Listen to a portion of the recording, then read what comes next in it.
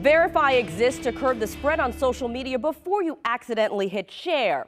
Right now, all over social media, people are pointing to House legislation as proof the country needs a border wall. They're claiming Democrats in the House passed a bill that would allow illegal immigrants to vote in elections. But is it true? Our Verify researchers read through all 706 pages of the bill, and no, it doesn't allow non-citizens to vote. The bill would require the president and VP to disclose their tax returns, stop Congress from using taxpayer funds to settle sexual harassment cases, make Election Day a federal holiday, and automatically register voters. Before any bill gets a vote, lawmakers get a chance to try to tack on changes. Republican Congressman Dan Crenshaw introduced a motion asking Congress to condemn voting by illegal immigrants. It would have been a symbolic gesture since language like that doesn't hold any legal weight.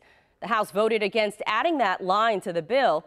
It's already illegal to vote in a federal election if you're not a citizen. So we can verify, no. The claim that the House passed a bill to allow illegal immigrants to vote is false. If you've got something you want verified, reach out to us. You can find us on Facebook or Twitter or send an email to verify@WUSA9.com.